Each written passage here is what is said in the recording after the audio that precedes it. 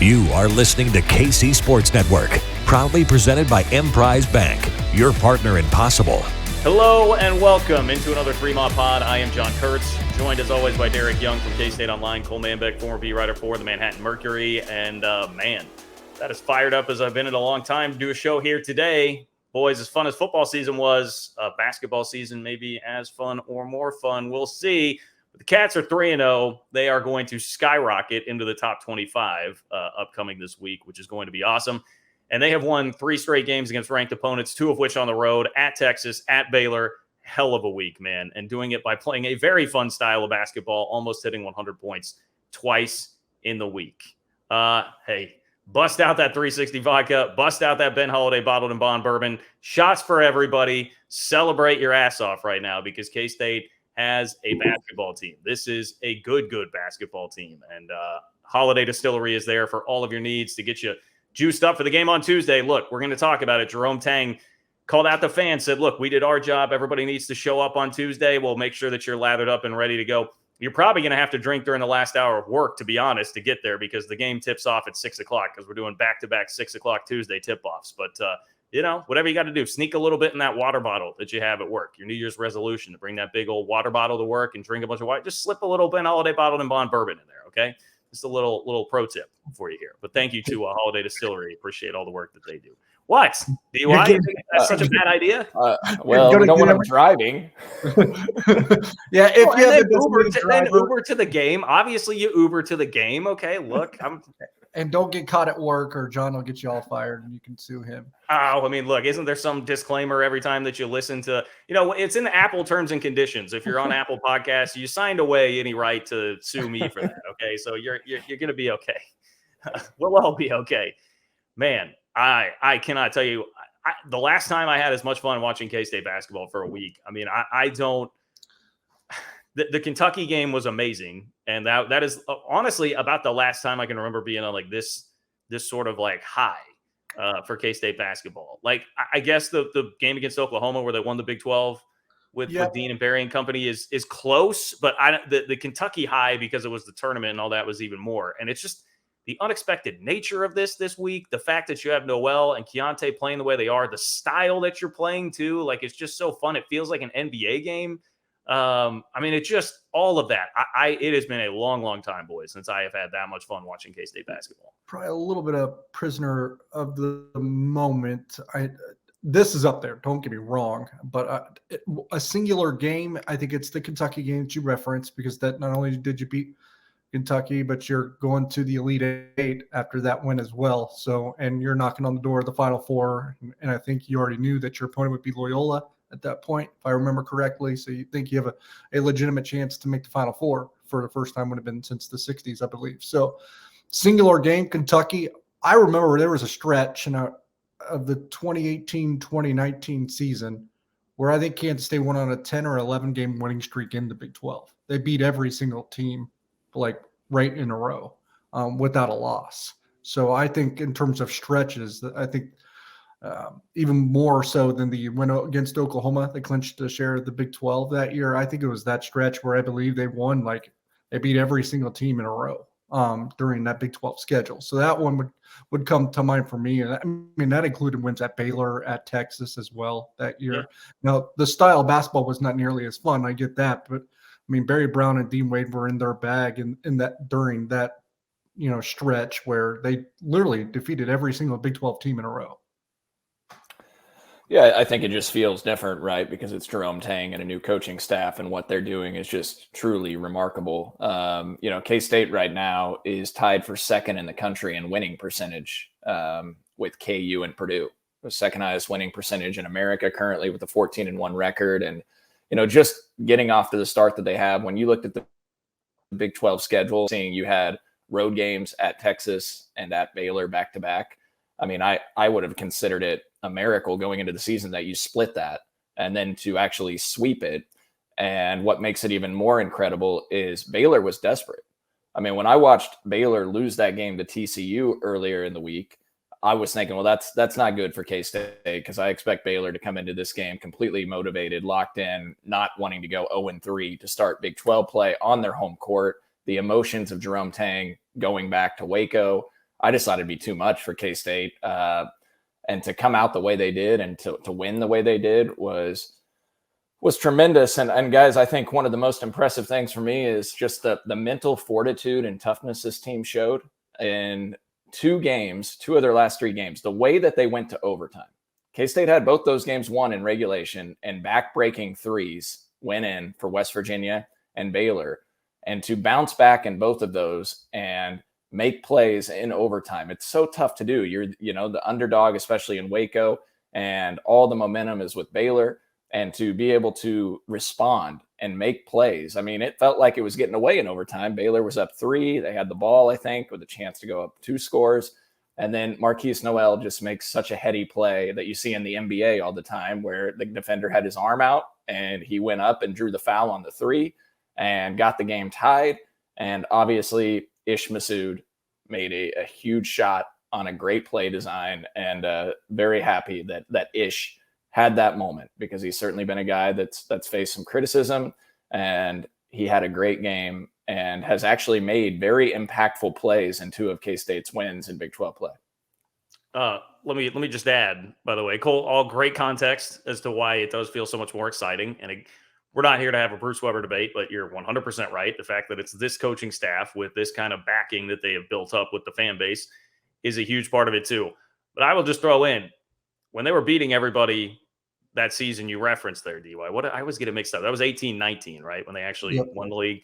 18-19, I was not getting an Instagram live of the entire team singing walk into your trap, take over your trap after every single win. So, it's making it a little bit more fun for me. Shout out to Jareem and his IG. Okay. But yes, all fair points across the board. Man, how about Ish? Cole, can we talk about what Cole called in our group text before the game? Cole just randomly fires out there on Saturdays like Ish is making 3 threes. This is like at 1 o'clock on Saturdays. Like Ish is going to hit 3 threes. And I remember when he hit the second one, I popped in there. I was like, all right, Cole's prediction lives. And then sure as hell, Ish Massoud stands up with the biggest shot of the game, down by 2 with less than a minute to go in overtime, and just cans a 3. And now has changed his profile picture on Twitter to him doing the 3 goggles, which pro move. Love it for Ish, man. He deserves a ton of credit, because it's not been an easy year for him. Not at all. No. Yeah, I mean, look, I'm not going to gloat about my prediction, but I was just throwing it out there. It feels like every game there is somebody new that makes plays. And, you look at the Texas game and Cam Carter scored 17 points. And you look, Bebe had a big game against West Virginia, scoring 14. And Gasson had 23 in a game earlier this year. And Desi Sills has had a big moment. And Tomlin. What I really like is that on different nights, obviously you got your big 2 and Keontae and Marquise and that third guy, but everybody that plays has shown that they can have that moment where they score double figures or make big plays. And that was Ish's big moment, that he was able to step up. And hopefully that gets him going from a confidence standpoint, because he scored 13 points on 4 shots. That's really hard to do. Very efficient. And in 17 minutes to get 13 points. And, he had some defensive breakdowns, but he's playing hard. And, he's having to play in some mismatches. And you know what the other thing, guys? We talk about the made 3, but how about the turnover he forced with 6 seconds left in regulation or in overtime? I mean, that was Flagler was dribbling out there, and Ish got his hand on the ball, and Flagler dribbled it out of bounds in case they got the ball, and that sealed the game. So, just a tremendous moment for him, and feel happy for him that he got to experience that, and obviously help K-State win another game. And I would expect, John, you mentioned it, I think K-State's probably going to be, if you're listening to this on Monday, like we're recording this on Sunday, I think K-State's going to be close to the top 10 in the national rankings. Gary Parrish had K-State heading into that game at CBS ranked 13th. So the Athletic had them at number 10 before the game. Yeah. So, I mean, there's not a lot of teams with wins at, those types of profiles of Texas and Baylor road victories on their resume. So I would expect K-State to be close to the top 10, if not in the top 10. Yeah. I mean, I don't have that much faith in voters. I tend to feel like it lags a little bit. So I guess I kind of, my prediction was, someone asked me last night, I was like, I feel like 15. I feel like they'll probably be 15, but I think you're right. Based on merit, they deserve to probably actually be higher than that. But I would be happy with 15. Certainly, very happy with it going into as winnable a game as I think you might have outside of playing Oklahoma at home on the Big 12 schedule coming up this week in Oklahoma State, and we have a lot to break down before we actually get there. But just crazy that we're talking about this right now, and I think a huge part of it, Cole, is what you are talking about with other people being able to step up on this roster, and that might be the more surprising thing to me because Noel and Keontae are playing out of this world and are legitimately both Big 12 Player of the Year caliber players right now. Marquise Noel might be like National Player of the Year caliber players. There were a couple stats about the numbers he put up last week, and the company he was keeping was Trae Young, Ja Morant, and and Steph Curry. Trae Young, Ja Morant, and Steph Curry. He was doing things last week that only those guys have done in recent memory in college basketball. So, you've got like a National Player of the Year level player. You've got a Big 12 Player of the Year level player on your roster. But still, to me, the most surprising thing might be that some of these guys, this gang that felt more like just sort of a ragtag bunch of characters that, had some skills, but you weren't quite sure exactly how it all fit in and felt a little out of place at times early in the year. These guys look legit, like the role players seem very legit and are standing up and making plays when you need them to, like you mentioned. The game wasn't a fluke. Neither win was a fluke, right? I mean, sometimes you see a team catch lightning in a bottle or the game kind of looks fluky. I mean, you led most of the game against Texas, if not all. You won by double digits. It could have been more. I know the Baylor game goes into overtime, but that was after kind of, withering away a couple of, sizable leads against the Bears. I know this is going to sound like a big time front running thing, but when you kind of gauge that game and go back and look and watch it again, it's almost, and it went in overtime. So it sounds like I'm getting over my skis here, but it almost felt like Baylor was fortunate to kind of hang in there at times. I mean, Kansas State had them on the brink of collapsing, I thought, a couple of different times. And then Kansas State was on the brink of collapsing there, like Cole referenced, in overtime. But I guess my main point was that none of these wins necessarily felt fluky. It felt like Kansas State was the better team both nights. And certainly when you do it on the road, it seems even more powerful because now, being the home team in the second game, you have the inside track to sweeping two top 25 teams now with Texas and Baylor, because I think Baylor is still going to rebound and be a pretty good club this year. Maybe not the top 10, top 15 team that we're accustomed to seeing in Waco, but I still think probably a top 25 squad once they rebound and respond and kind of pick themselves up and probably catch, a bit of a hot streak. And I know Texas doesn't have their, head coach Chris Beard anymore after being fired, but even if they do fall off just a tad, I think you're still looking at a top 15 team in Texas at the very least. I think it's still a top 10 roster, maybe top 5. Now, West Virginia, that's the team I'm probably thinking that win's probably not going to look as good in a couple weeks or a month from now. I think there's a very good chance that maybe they're playing on the bubble here in a little bit because they've lost all 3 of their conference games so far, and what they have next on the docket, it's not going to make that any easier for them. Yeah, I mean, I'm trying to look through here. I totally agree. I think one of the things that has really struck me in watching these games is being like, even halfway through the Baylor game where I was kind of like, there was a point where I felt like, all right, Baylor may win this thing, but I was like, the thing that is standing out to me is like, this is legit. Like, this is not the Texas game. I can understand how you'd watch that and be like, all right, one night, I think we even raised that question on the last podcast. Like, is this just one night where they got absolutely scorching red hot and it's going to turn into a really fun night and a really fun game, but it won't always be like that. But then here they are.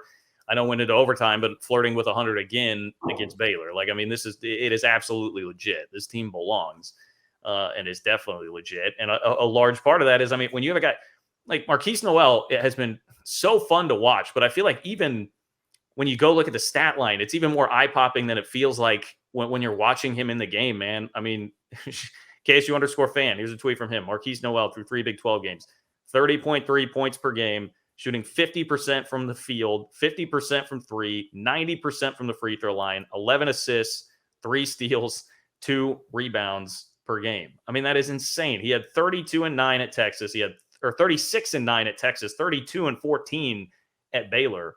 I mean, it was eye-catching enough last year when you would watch Nigel Pack popped for 30 plus, but I mean, we've seen it now multiple times and more from Marquise Noel with the assist, being the distributor and not turning the ball over either. I mean, it's just incredible what that guy is doing right now. He's taken like what he was last year, expanded upon it by having a larger role, and then at the same time trim some of the fat on that, which was, turnovers could be a problem at times. It's just like everything has come together with the potential that he had in his game. And he is, as Jerome Tang said multiple times after the game, a dude. He is a dude right now. Yeah, and I'll hand this off to Cole here in a second, but he's just so much more efficient too. Like you mentioned the turnovers last year, but he didn't shoot the ball well last year. There were times where he had a clutch shot here and there, but he was not shooting it. I said it during the football season at one point when the Will Howard and that offense got to cooking, and it's like it felt like every time they got the ball, they were going to score a touchdown, right? We got to that point where it felt that way about the Kansas State football offense. Well, that's what it feels like right now when Keontae Johnson or Marquise Noel have the ball. If they're shooting it, it's probably going in. That's just how it feels. And never once, and last year he was good. Marquise Noel was still a good player last year, but never once did I feel that way at any point where he's putting up a shot and I'm like, oh, it's going in because he's shooting it. Like it feels like everything he throws up is going in. It didn't feel that way last year. In fact, it probably felt a little bit the opposite. Like he was, I don't know if he made 30% from three last year. If he did, it was barely over. And now every time he's heaving it from the logo, you still have confidence that's going to go in.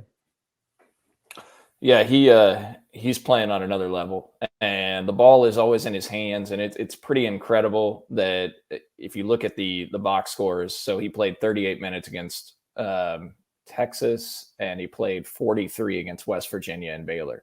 I do worry about his legs a little bit. Him and Keontae, they are very reliant on keeping those guys on the floor. Heck, we saw what happened. They took them both off the floor one time. Jerome Tang just tried to buy a media timeout, and Baylor scored and K-State turned it over, and they're back out there on the court. And so K-State is very reliant to have those guys on the court. So hopefully, they can have a couple games where Marquise doesn't have to play 38, 39 minutes as they continue to build depth and feel comfortable with the rotation. But he is playing on another level. So if you actually look at game scores, guys, which game score is a more simplified version of offensive ratings that looks at all aspects of a box score to determine a player's overall impact on a game. Marquise Noel is number 10 in the country in game score. Keontae is number 34. They're the top two players in the Big 12 in game score so far this season. The next closest guy in the Big 12 conference is Jalen Wilson of KU at number 53 in game score. So K-State has the top two players in that statistical category in Big 12 play. Keontae and NBA offensive efficiency rankings, number 28 in the country. Marquise is number 30 in the country. And we talked about it before, but K-State's number 2 in the country in assists per possession at 26%. And they're number 6 in the country in assists per field goals made at 67% of their field goals made come on assists. And Fan tweeted this out last night, but K-State now 1.22 points per possession in 3 Big 12 games, which leads the conference and ranks number 7 in the country during that time. Actually, Houston's the only Power 6 school with a higher offensive efficiency rating over the last 3 games. So, and a lot of that is Marquise. He's making the offense go. If you think about it, guys, I tweeted this out last night. He has 133 assists through 15 games. He ranked 4th in the Big 12 last year for the whole season with 136 assists. He is 3 assists away, and we're not even halfway through the season from tying what he had last year. So he's obviously going to shatter that. The leader in the Big 12 last year with assists was James Akinjo of Baylor with 170. So Marquise is going to completely shatter the leader in the Big 12 last year in assists. He's obviously going to shatter the single season assist record at K-State. And he may challenge the all Big 12 single season assist record if he continues at this pace. So he continues to be remarkable. And he made 24 consecutive free throws between the Texas and the Baylor games, and then missed on the very last attempt of the game, but 24 or 25 from the foul line in the last 2 games. He's been brilliant. Brilliant, I think, is the appropriate word. Absolutely brilliant. Like, I think back to, I don't know, another conversation for another day, but I think back to the tweets. He's had tweets that he put out, like, within the last couple of months before they totally blew up like this, where he's just like, I'm going to play in the NBA someday. And even me, as like a huge K-State fan, kind of look at that and I'm like, look, man, I wish nothing but the best for you. Keep working for it, keep grinding. But I was kind of like, we'll see. Now I'm like, look, I'm not going to take anything away from the kid. I mean, hell, if he keeps doing this, and there were a bunch of NBA scouts at the game in Waco. We know that. We saw the tweets about that there were a number of scouts on hand to watch, Keontae George for one for Baylor, but also Naquan and Keontae Johnson and Marquise Noel, I'm sure is going to pop with what he's doing there. And he's just overshadowing Keontae Johnson and like the incredible season that he's having right now and how efficient he is. Like, I thought King McClure made a great point. And this ties back to the efficiency that you guys were talking about. It was when it was in overtime. It was one of the early possessions in overtime. Keontae really, I feel like for almost the first time this year, he forced a shot from the baseline that kind of maybe got partially blocked and like hit the side of the backboard. He was like, man, we don't ever see Keontae Johnson do that. He is so efficient and knows when to go, knows when to shoot, knows when to pull it back. And you do not ever see him force shots. And that's a part of the brilliance of what it is that he's doing. But he's being overshadowed. Like he is. I would have never in a million years thought that Keontae Johnson would be overshadowed by the work that he's doing right now. And it's definitely happening. That's what happens when a guy averages 30 and 10 through the first 3 games of this conference season. Yeah, I mean, look, if you think about it right now, not only does K-State have 2 first-team All-Big 12 players in Marquise and Keontae, but I think K-State has 2 All-Americans. Now, you could argue first-team All-American, second-team, probably one of them would be second or third team or honorable mention, how that works. But K-State has 2 guys playing at an All-American level right now in the season. And it is remarkable that Keontae gets a little bit overshadowed because of what he is doing as well. 28 and 9 against Texas, and then 24 and 9 last night. So, and he went 11 of 17 from the floor last night. He's averaging 19 points and 7 rebounds on the season while making nearly 60% of his shots and shooting better than 40% from 3. It's truly insane what he's doing. I looked back on it too, and this is kind of a funny thing. Like, he's had 9 rebounds 6 times this year. So 6 times he's a rebound short of a double-double. It's crazy, man. I'm looking through some of the Marquise Noel stats here. Noel has 9 games at K-State with 10 or more assists. Steve Henson did that 5 times. Steve Henson did it 5 times. Noel's already done it 9 times. No one else at K-State has ever done it more than twice. The only other guy in the last decade to put up a 30 and 10 assist game was Trey Young. I lost the John Morant one. There was another one here that involved John Morant. Oh, yeah, here it is. K-State's Marquise Noel has 68 points and 23 assists in his last 2 games. Both road wins over top 20 teams, 65-plus points and 20 assists in a 2-game span last 10 seasons. Marquise Noel, John Morant, and Trey Young. That'll do it in terms of overshadowing Keontae. Sorry, Keontae. Love you. Love you. But Marquise Noel's got the edge there right now. Well, also, John, this is from K-State as well in the post-game notes last night, but became the first Wildcat with consecutive 30-point games since Michael Beasley did it in 2008. So, yeah. Nuts. I mean, like, think about Jacob Pullen. Like, and I mean, he's on another level than like what Pullen was doing right now. As beloved as Pullen is, and Pullen, by the way, got Pullen's attention. He's talking about trying to get to Bramlage now. And then Michael Beasley was even quote tweeting that. I was like, oh boy, like here we go, man. If we could ever get them to Bramlage for a game this year, send the private jet that they had lined up for TBT and make sure that we get both of those guys in town. But yeah, laundry list of stats that we could be reading off here. Okay. I do want to talk, like, this all happened, by the way, without David Gasson, who was turning into a really nice piece and has not been able to play. Still appears to be on crutches. We'll discuss the injury situation with him, plus some comments from Jerome Tang trying to get people into Bramlage and what the crowd's going to look like the rest of the year. And by the way, Texas did fire Chris Beard, and we got to talk about Jeff Goodman. All that coming up. Okay, we are back here on 3 John Kurtz, Derek Young, Cole Manbeck. David Gasson has not been a part of this recent stretch for K-State, still injured, and I realize this is, this would be kind of a roundabout way here because he is a big, and Keontae and Marquise are playing in the backcourt, but just with the rotation being a little bit more thin, I don't know, the more bodies you have to throw out there just to give anybody out there a little bit of rest and not have to be so heavily reliant on the 5 or 6 guys that K-State is right now would be great for this team as you go through the grind, the meat grinder of the Big 12 schedule. What do we know? What are we thinking right now about David Gasson and what to expect as far as his return? I mean, Jerome Tang he sidesteps injury questions, so he's going to be that kind of coach that's not going to be. There's nothing wrong with that, but he's not going to be openly transparent about a guy's outlook when it could happen. At one point, he said it wasn't a season ender, and the next time out, it was a game time decision. So it's kind of ran the gambit in terms of what we might be looking at. I think they've made this kind of a mystery on purpose. The fact that he went from no crutches to crutches makes me think that it probably went in reverse direction, at least momentarily. I'd imagine released a couple weeks out. Yeah, what concerned me is he was at shoot around before the Texas game. He was still he was standing, taking shots, and not like going hard, but he was on his feet. He wasn't in a boot. He didn't have crutches. And yesterday you saw, or I think it was Friday, they had a workout at Baylor's facility, I believe.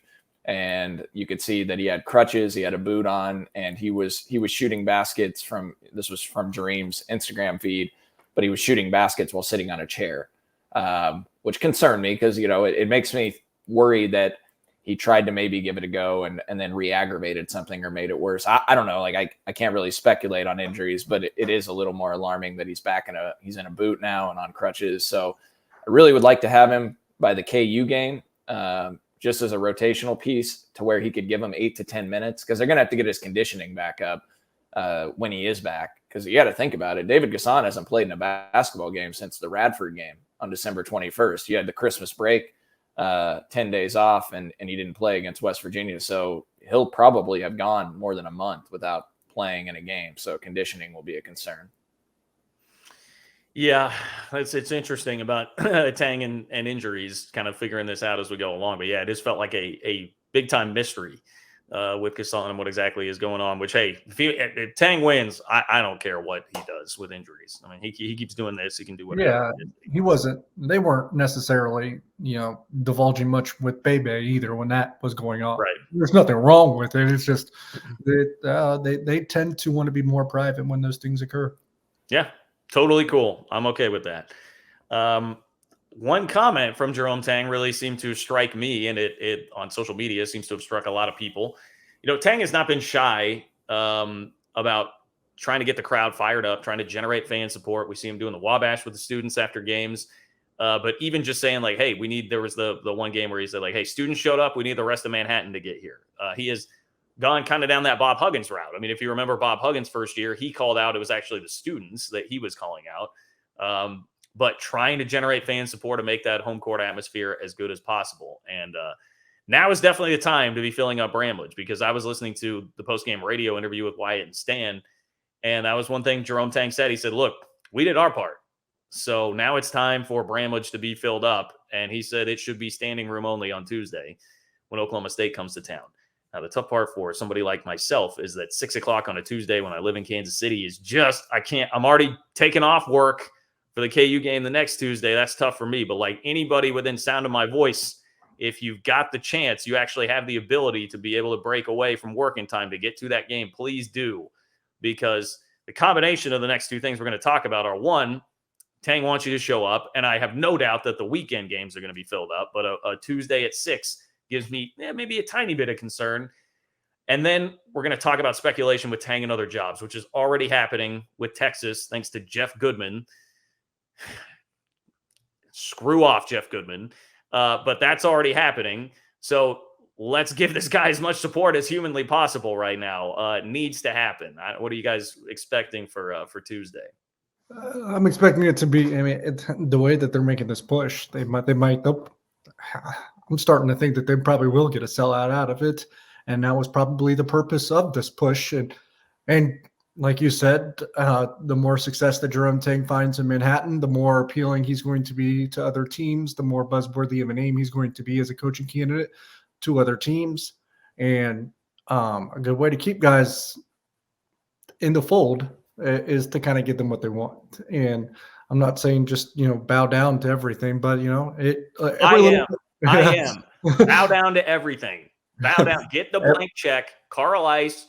Put your ink on it, sign it, and just leave the dollar amount blank and let Tang put in the rest. When you're everything he wants. When you're going to have to try to convince him to stay at Kansas State, and maybe he doesn't take a ton of convincing. Maybe he wants to remain at Kansas State, but it's good to have everything in your arsenal to throw at him in terms of why he should stay at Kansas State when that time comes. And not to say he won't, not to say he will, but you want to have all your ducks in a row. This is probably one of them. At the same time, I hope, and I think too, but I hope that they understand that as a coaching staff that those weekday 6 o'clock games when you're in Manhattan, Kansas, which is a little bit more remote than some of the other Big 12 institutions who, if you looked across the Big 12 on Saturday, we're not even filling it up on a weekend game, quite frankly. I think that deserves to be said too, and Kansas State will fill it up on a weekend game without any problems. But weekdays in Manhattan is a little bit of a challenge for some, and I hope they keep that level of understanding at the same time. But I do know and I do realize that they're making this effort and kind of maybe being a little bit more pushy than someone want to witness. But I think they're doing it, out of a good heart, because it's probably threefold, right? One is recruiting. You play in a loud-ass building night in and night out, recruits will come. That's why Texas Tech started to recruit at the clip that they did on the basketball front, right? 2 is they do everything they can in their power in every single phase for their players and to support their players. And they want that opportunity for their players to play in front of those types of crowds night in and night out. And the last thing would be just the competitive spirit and home court advantage that it can provide when you have that kind of loud and raucous environment.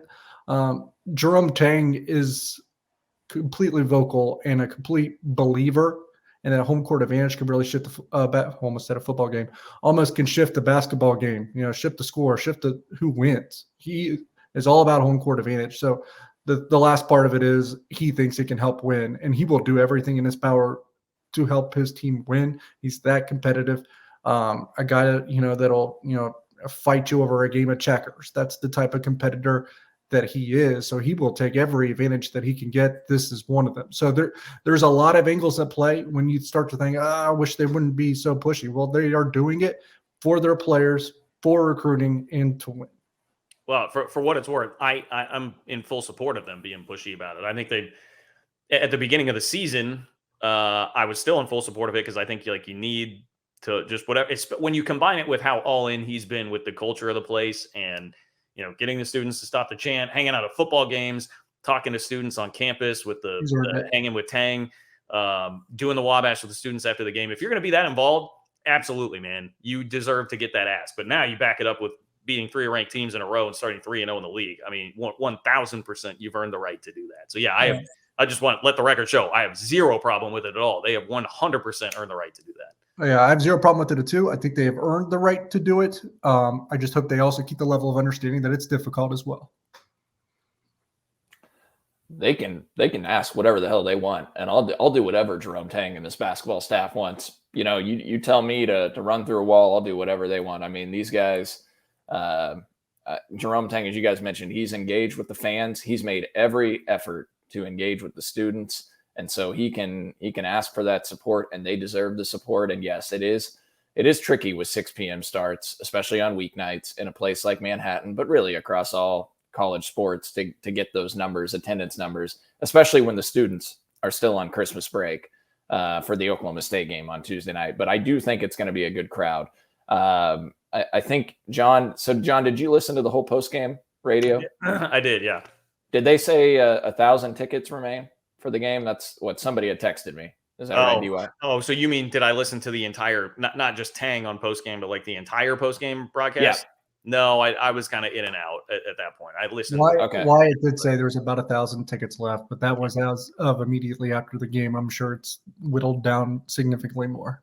So that's good, right? I mean, because there was a lot more than 1,000 just probably a week ago. And I think they're probably selling a lot of those GA tickets. So we'll fill up a lot of the student section with the students that can't make it. I'm sure there'll be some students that live nearby that are certainly going to make an effort and be at the game. But you also, for this game in particular against Oklahoma State, you need that home court because you're coming off 2 grueling victories on the road, and it's a letdown type situation. Now, Oklahoma State went into Allen Fieldhouse and should have beat KU.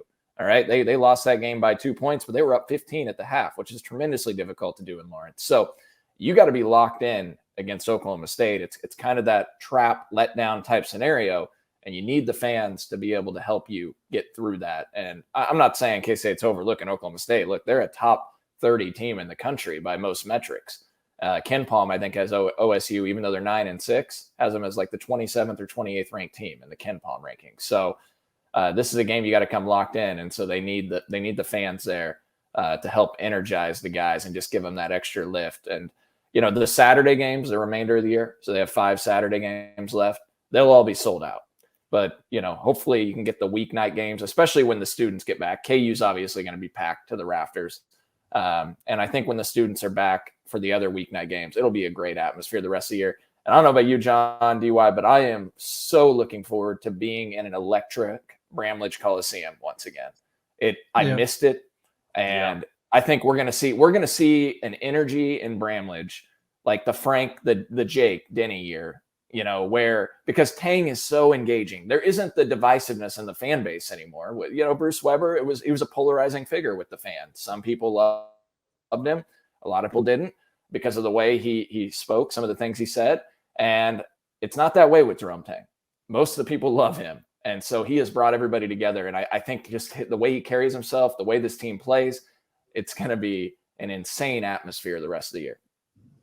Agreed, man. I was just about to say, I mean, we're talking like early Frank year vibes, or early Frank tenure vibes, when I was a student, which, I will wax nostalgically about that all day, every day. I was a student from 7 to 11. So right when Michael Beasley got there, that was my freshman year.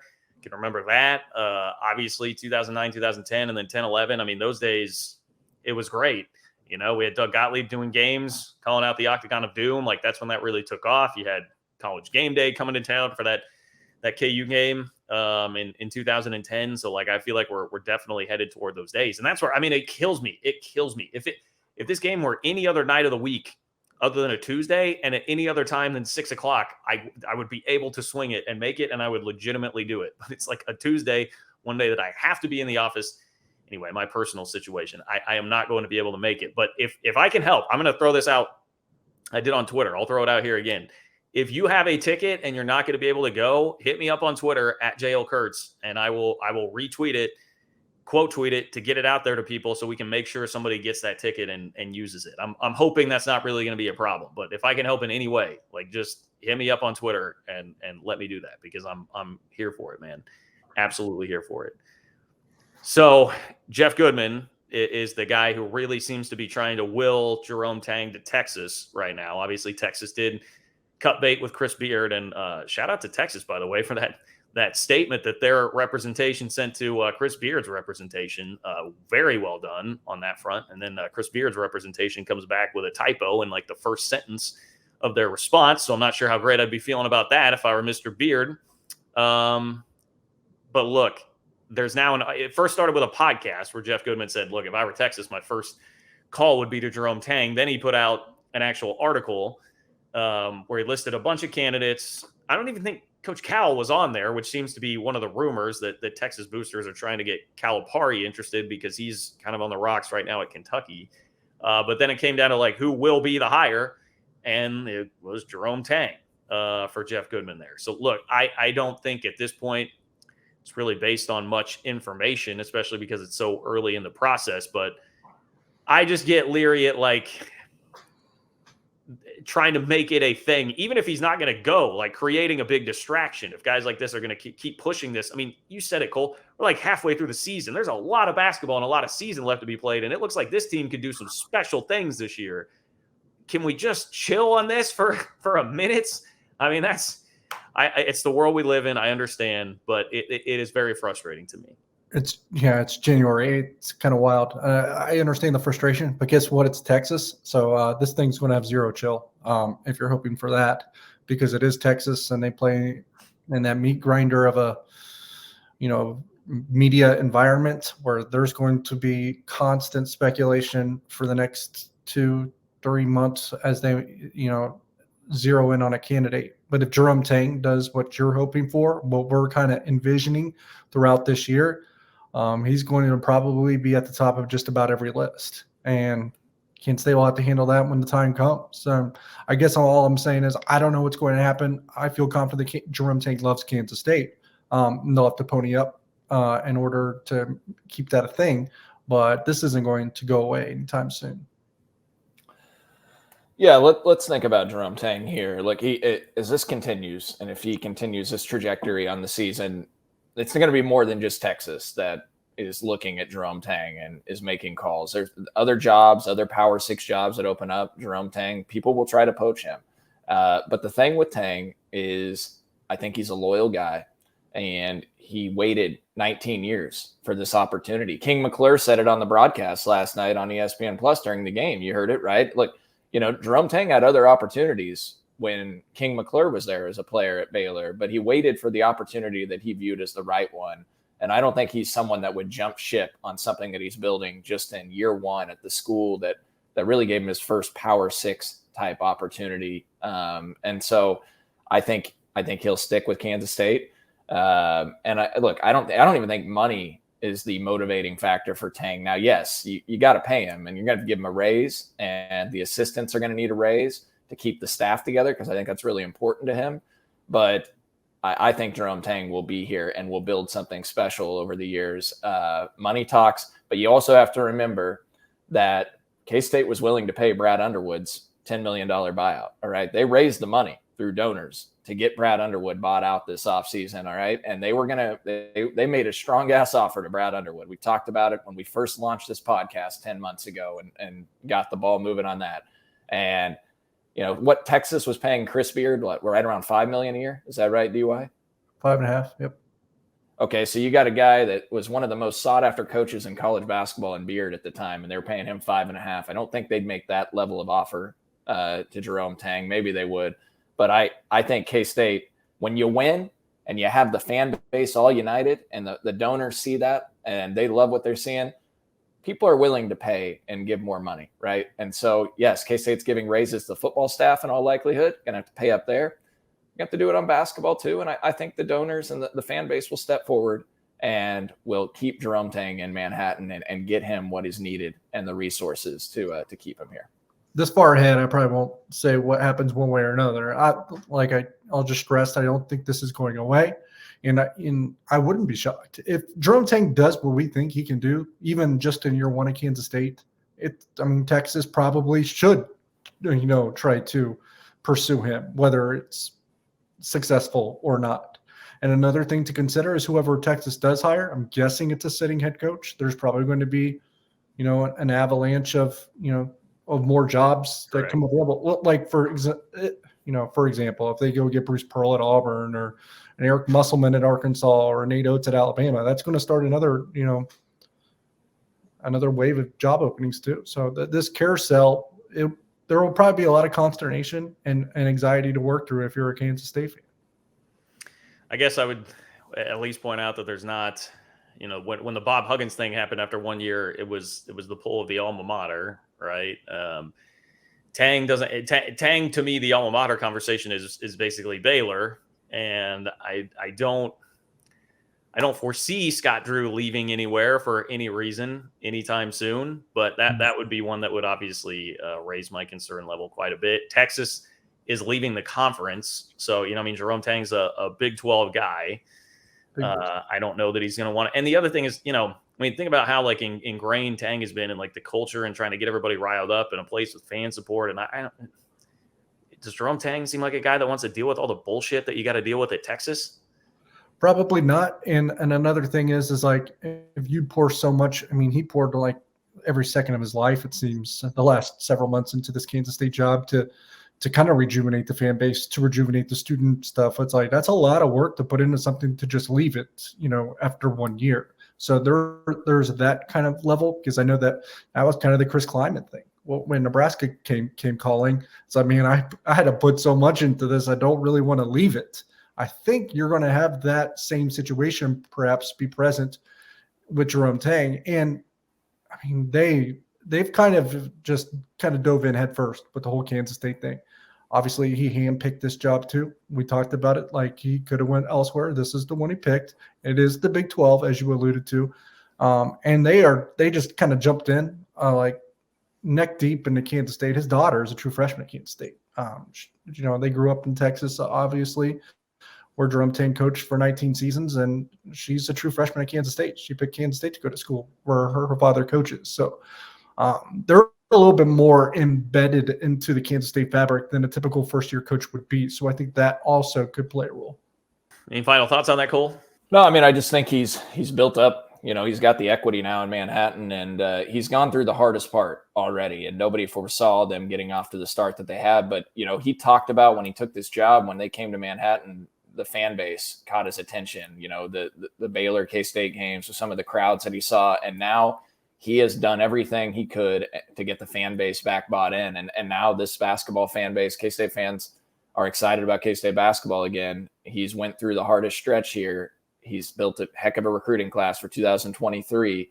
And the fans, they're locked in, and it's going to be an electric atmosphere. I don't see him leaving that after 1 year. Yeah, I think, like DY said, he's very bought into Kansas State and what he's building, and does not want to jump ship in 1 year. So I'm not worried about it.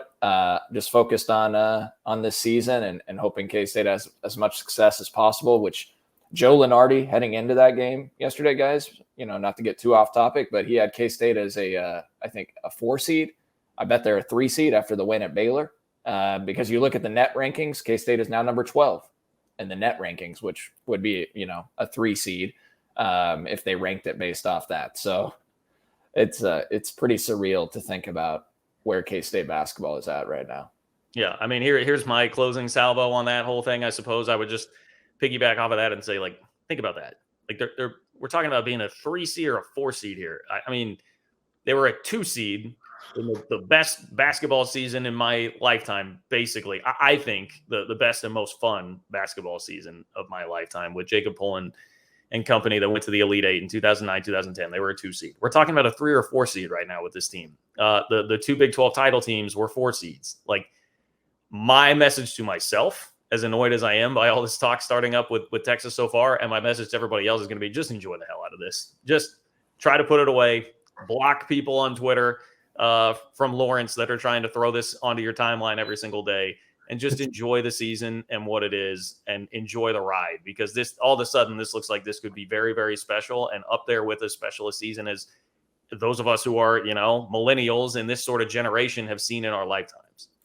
It's similar to how Kansas State reacted when Lance Leipold got to cooking there to start the football season at Kansas. Is like, oh, he'll get another job, especially when the Nebraska thing was open. So there is some similarities, I think, with that. Obviously, the programs are different. He was much more of a low liar than Kansas State basketball, obviously coming off a Big 12 championship, just not even 5 years ago.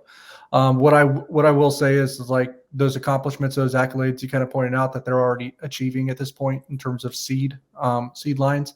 It also goes to show that what Jerome Tang, the pinnacle of what he could accomplish, he can do it at Kansas State. He's already kind of proving that to himself, to the fans, to the public, to his team. Like what, you can reach the highest of the highest in college basketball at Kansas State. It will come down to support. And I think if K-State is willing to provide that to him, both on a financial and resource level, it would be hard for him to bolt. Oh, look, I mean, Baylor won a national championship. Texas Tech played for a national championship. Jerome Tang came in and said, I'm here to win a national championship. No reason that you can't do it here at K-State if you can do it at Baylor and Texas Tech. They had that stat on the broadcast last night that Baylor, through the first, before Scott Drew got there, they had been ranked twice in their entire history. I mean, they won a national championship there. So, yeah, it can be done here. I'm sorry, Cole, I cut you off. If you have anything left before we take this break. Oh, no. I was just also going to say, we talk about the offensive numbers, and don't you guys recall, in the offseason, we were talking about, concern, we thought they'd be good on defense, right? But we were worried about the offense. And then he hired Rodney Perry. And obviously Rodney Perry has been very impactful, and that's not to take anything away from the rest of the staff and the offense as well. They all play a part, but I am just astounded when I watch them, the inbound plays coming out of a timeout. Yeah. It's incredible, guys. Coming out of a timeout, they almost always have a play drawn up that works to perfection. And I think back to last night when they inbounded the ball in regulation, it was 81-80. and they inbounded it to Keontae, and they got the Baylor defender to fall down as they did a rub, and Desi inbounded it. He had an easy layup. Like, it is just remarkable how good they are. Like, going from where they were over the past several years always frustrated the heck out of me, coming out of timeouts, play designs, etc. They are great at drawing up plays, and this offense has just been phenomenal. I did not envision anything like this.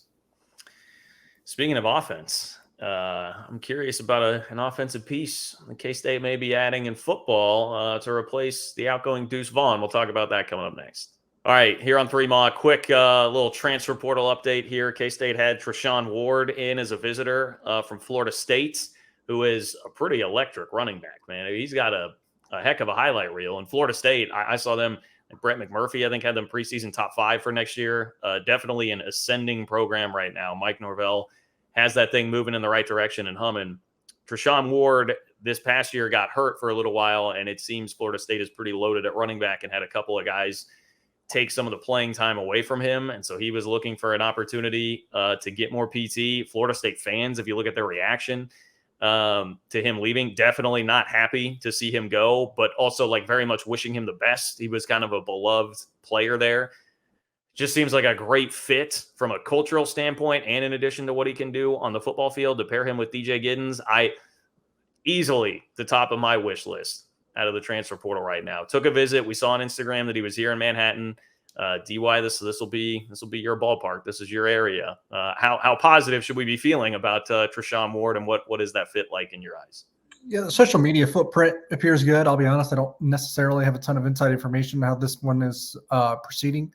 I think there's about a week left if you wanted to check out a few other places. We haven't heard of anything just yet, so I would assume no news is good news on that front. It's not like he raced to make another visit after, his 1-2 Kansas State finished, I think like Friday or Saturday. So unless we're missing something, it doesn't sound like he's, completely rushing to have something else, on his calendar, which like I said, and I think that's a good sign. He's a very explosive playmaker with the ball in his hands.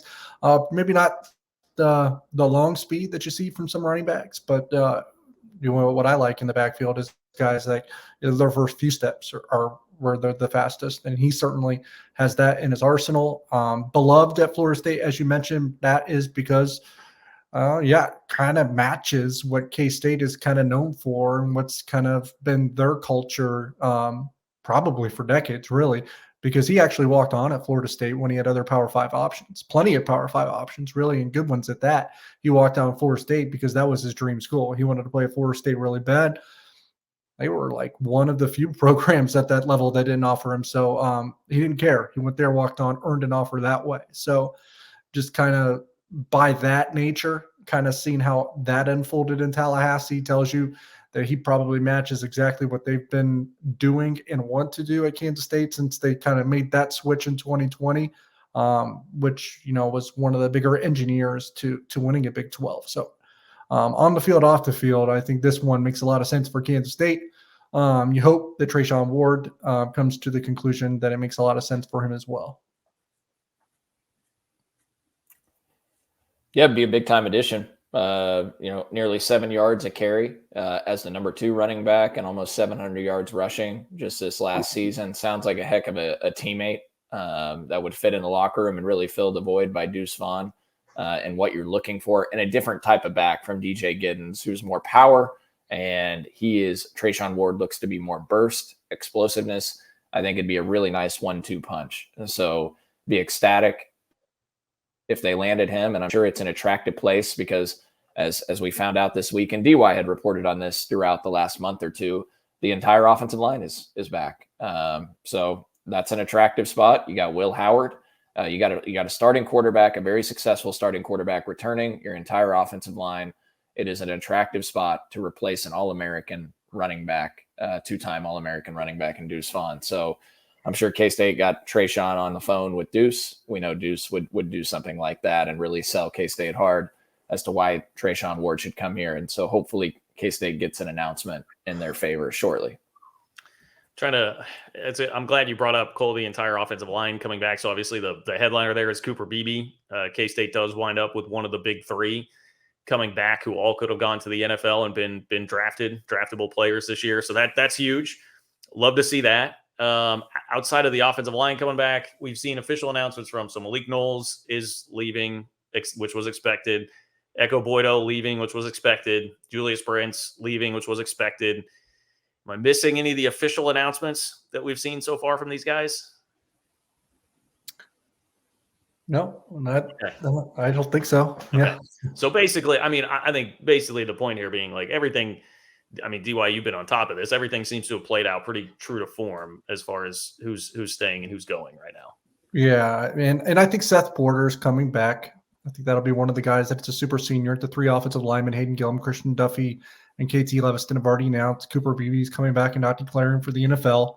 Deuce Vaughn did declare for the NFL draft. I believe Felix Uzama will probably declare for the NFL draft. I think that decision was probably made before others. Which is a little surprising that we haven't seen an announcement from him, just because I think he was probably the most certain of that future. So, we'll probably hear something shortly. They have till January 16th, so he probably wants to do it on his own time. Maybe give maybe the spotlight to Deuce, then to the offensive line. Doesn't want to steal anyone's thunder. Maybe something along those lines, I would imagine. Randall Plattner, long snapper, senior as well. He'll come back.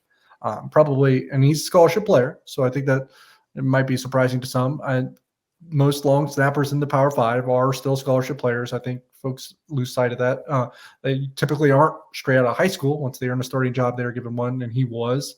But he will come back, so you don't have to worry about any of the little mistakes there, because I can't remember ever a time where Kansas State had a problem with a snap. So I think that's actually maybe quietly a valuable stay as well. I think Phillip Brooks is still mulling his future. I would tentatively maybe he goes, because that's what it certainly felt like at one point, but now it seems like at least returning is being considered. Okay. Yeah. I could probably, welcome him back if he decides to come. We'll see. But man, if you can add Treshaun Ward, I feel really good about the offense. Defense, maybe another kind of deal. And I know nose guard continues to be point of contention there. It would be a sign of another sign, obviously, not the first, but just how far they've come along in skill position recruiting, right? Because then you'd have and I don't really believe in transfer rankings a whole lot just yet, just because they seem to be all over the place and sometimes just not really pass the eye test, smell test, whatever, because some of the things are weird to me in terms of who gets elevated and who doesn't. Like the Keegan Johnson thing doesn't make sense to me. But I guess my point here is it shows you where Kansas State, how far along they've come in the skill position recruiting, because I know, like Kurtz, you're big on the skill positions and following what goes on there, and it wasn't very good for a long time. They got Keegan Johnson of the likes of Notre Dame and Texas A&M, a guy that has proven production at the Power 5 level as a true freshman, almost won Big Ten freshman of the year, and now, maybe hopefully on the doorstep of landing Treshaun Ward, who, if you do subscribe to transfer rankings, I think most have him as the number 2 running back in the entire transfer portal. Okay, I didn't even know that. Yeah. And you got Ben Sinnott coming back, maybe the best tight end in the Big 12. Obviously, a guy that Will Howard has a very good relationship with and connection with on the football field. And Keegan Johnson, as you mentioned, Treshaun Ward, DJ Giddens, who had a really good freshman season, and the entire O-line, and Will Howard back. It could be a fun offense. I do have some concerns about the defensive side of the football right now, and hopefully they can land a couple of impact transfers. I'm pretty worried about the D-line, to be honest, DY. Assuming Felix leaves and they're struggling to find a nose tackle, I'm a little worried there. Yeah, you gotta address the nose tackle position still. Obviously, Justin Kirkland, instead of taking that visit to Manhattan, picked Oklahoma State. And they're, I guess what I will say on the nose tackle front, if I'm going to look at a glass half full, is like, and I know I'm not saying you specifically, but some fans were concerned when Kansas State missed on Sean Tyler, was a very highly touted transfer portal running back, actually out of Western Michigan, who picked Oklahoma State. He looked to be the best of all the options that were present at that time. You missed out on, 2 weeks later, Treshaun Ward enters the transfer portal, and now you might be landing him, which is probably an upgrade over Sean Tyler. So you're kind of getting down to the nitty gritty timeline wise, but it doesn't mean you can't still get a better guy. So I wouldn't say I'd be panicking. Concern is valid, I think, because there is probably a feeling of insecurity at this point. I just don't think it's time to panic just yet. Yeah, you're right. I mean, and you think about the patience and how it can pay off at times. South Florida just had a very talented running back enter the portal, Brian Battle, right? And Florida Atlantic had the first team Conference USA running back enter the portal this week. So there's still, and that's running backs. I know we're talking D-line, but there's still talented players that are choosing to enter the portal. So I think K-State will be fine. But in glass half empty approach here, I will say, is typically the options at nose tackle are much more thin than running back. There's plenty of good running backs almost every year. There's usually a shortage of nose guards that are prolific. Kansas State has certainly been spoiled actually on that front over the years, I would say. Yeah.